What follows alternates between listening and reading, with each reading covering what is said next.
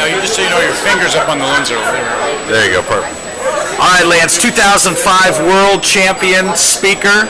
You just came off of a standing room only presentation. How'd it go in there, and tell me how it feels to still command a room?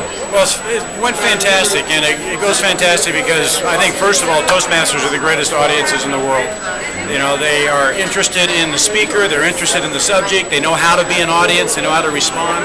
But this is a special seminar I do where we actually write a speech in the seminar, and I give it at the end of the seminar. So the energy it's a lot of interaction, the energy is very good. Well, that's what we've been talking about are the takeaways that people get. Obviously, performing a good presentation means people are taking stuff away and holding on to it and absorbing it.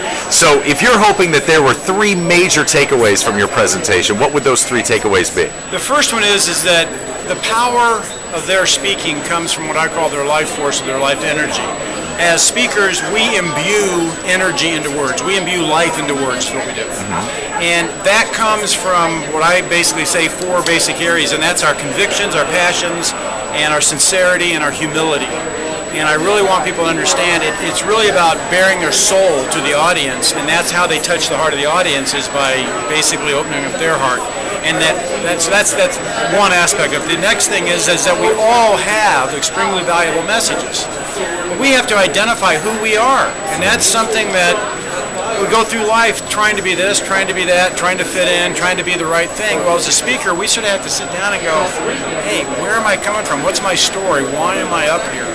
Rather than stand up on a stage and try to be something we're not. And that's an immediate disconnect on the audience.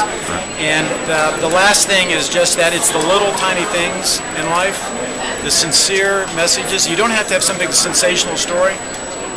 There are speech topics in front of us all the time, and it's our ability as artists, not as engineers, but as artists. An artist takes a concept and imbues life and beauty and aesthetics and organization into it, and that's what we do with our 5 to 7 minutes. We don't have a canvas to paint on. We have a canvas of time in which to put words out into in an aesthetic manner. And that's looking at life and imbuing what is extraordinary about that moment or that issue or that item that can change people's lives and transform them.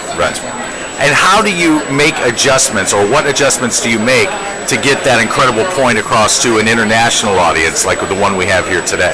Well, one of the things that I just say, I have worked internationally a lot. I've worked on fundamental human rights issues. When I look at people, I pretty much see human beings. And I talk to a lot of people about cultural differences. One of the issues I talk about as a speaker, you have to have subjects that you feel all people struggle with. So if I'm speaking to an audience and I'm talking about, maybe income tax or freedom of the press, and I've got maybe a country that they don't have income tax and they don't have freedom of the press, well, it's going to be a disconnect right there. You have to be smart enough as a speaker to go, let me talk about a subject that as human beings we're going to all encompass and embrace. Great. Lance, thank you so much. Pleasure to have you here, as always. Pleasure. Okay.